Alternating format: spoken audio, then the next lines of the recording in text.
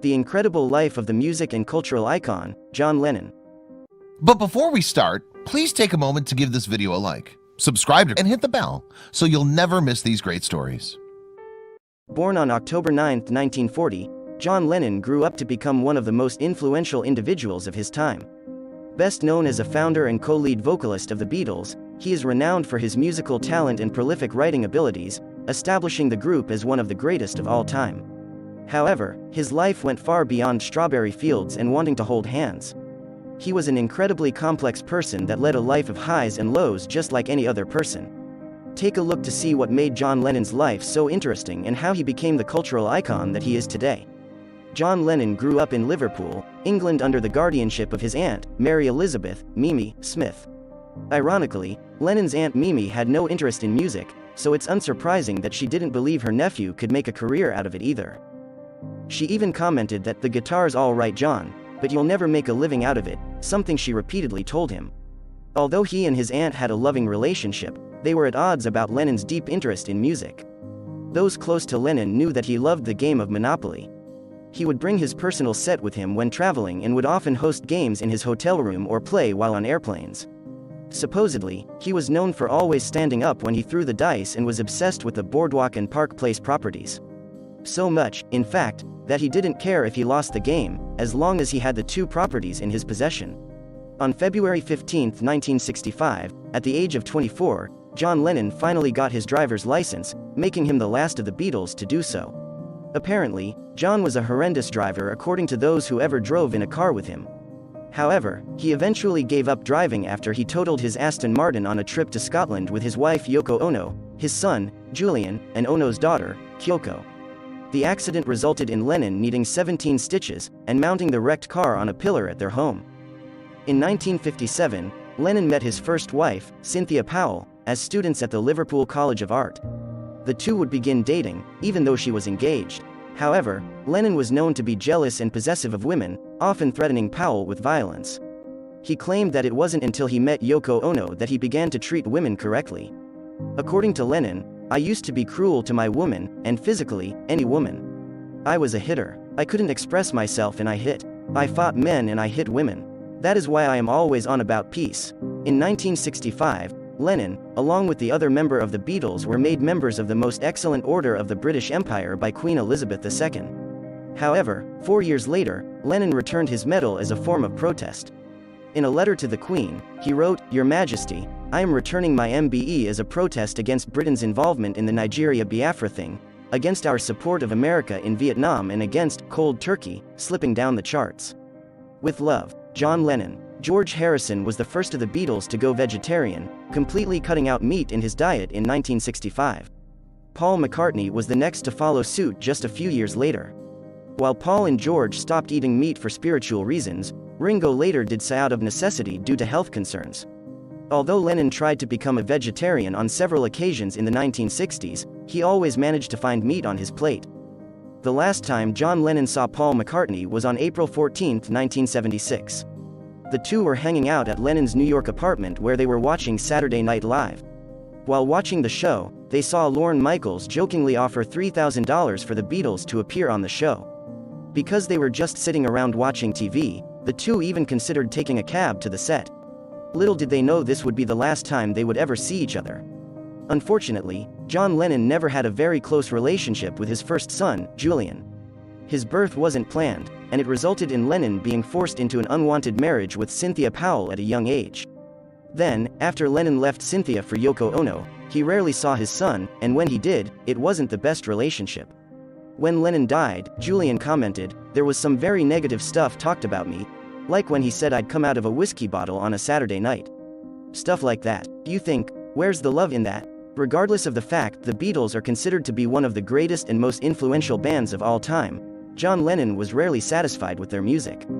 In a 1977 interview with Rolling Stone, Lennon admitted that the group sacrificed their creative potential to meet the demands that follow with so much popularity. He noted, "That's why we never improved as musicians, we killed ourselves to make it." On another occasion, Lennon told his former producer, George Martin, over dinner that he would like to re-record every Beatles song, especially Strawberry Fields. In 1967, John Lennon purchased Dorinish, an uninhabited island in Clew Bay, Ireland for just £1,700. Although previously used by sailing ships for its stones, the island became a sanctuary for Lennon and his family. After Lennon divorced his wife Cynthia, the island went unused until Lennon invited Sid Roll, the king of the hippies, and Timmy Walsh to establish a commune there. For 2 years, 25 hippies lived on the island until a fire burned down the island's supply tent in 1972 and the commune disbanded. After Lennon's death, Yoko Ono sold it for £30,000 and gave the money to an Irish orphanage. Sean Lennon was born on October 9, 1975, Lennon's 35th birthday, and was the only child he and Yoko Ono shared together. After his birth, Lennon took a 5-year hiatus from the music industry in which he claims he baked bread and looked after the baby. During that time, Lennon devoted his life to raising his son, announcing his retirement from music in 1977. He stated, "We have basically decided, without any great decision, to be with our baby as much as we can until we feel we can take time off to indulge ourselves in creating things outside of the family." In June 1980, Lennon took a 6-day journey to Bermuda on a 43-foot sailing boat. However, what was initially supposed to be a relaxing boat ride turned into a life-threatening situation when they were hit by a huge storm. The captain ended up getting seasick because of the storm, leaving Lennon with the responsibility of successfully navigating the ship through 65-mile-an-hour winds and 20-foot waves. Lennon later reminisced on the moment, stating, "Once I accepted the reality of the situation, something greater than me took over and all of a sudden I lost my fear. I actually began to enjoy the experience." Lennon was the first of the group to leave the Beatles in September 1969, eventually leading to the breaking up of the band. However, Lennon, as well as the other members, kept his leaving a secret for quite some time. Nobody was aware that John had left for months until Paul McCartney announced his own solo album and that he had left the Beatles. When Lennon heard this, he was furious that McCartney was given the credit for breaking up the band. After the impact that "Give Peace a Chance" and "Happy Xmas, War is Over" had on the anti-war movement, it caught the attention of the government. At that time, the Republican Party heard rumors that Lennon was going to be involved in a concert held in San Diego at the same time as the Republican National Convention. So, they had plans to deport Lennon, fearing that his anti-war messages would hurt the party. This led to Republican Senator Strom Thurmond sending a memo that deportation would be a strategic countermeasure against Lennon. However, after a lengthy legal battle, Lennon received his green card. After his death, historian John Wiener filed a Freedom of Information Act for FBI files about their involvement in the deportation attempt.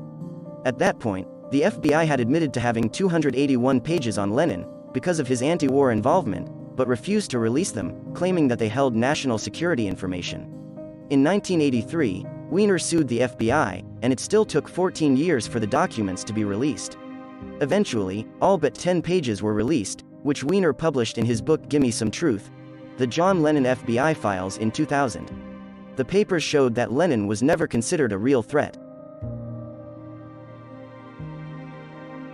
Around the time of Beatlemania, and after the band had made a breakthrough in the United States, Lennon started to become concerned about the people attending Beatles concerts. He was afraid that legitimate fans of the music wouldn't even be able to hear them perform over all of the noise and screaming from crazed fans. He also thought that the chaos of the concerts were beginning to affect the band's musicianship. According to Lennon, Beatles concerts are nothing to do with music anymore. They're just bloody tribal rites. On August 23, 1974, John Lennon claimed that he saw a UFO. Talking to Andy Warhol's Interview magazine, he said that he was lying naked on his bed when he felt a sudden urge. He went on to state that, "There, as I turned my head, hovering over the next building, no more than 100 feet away was this thing with ordinary electric light bulbs flashing on and off around the bottom, one non-blinking red light on top." He called over his then-girlfriend May Peng, who claims to have seen the unidentified flying object as well. On December 8, 1980, the night of Lennon's death, an ABC television producer was being treated in the hospital for a motorcycle injury when Lennon was brought in.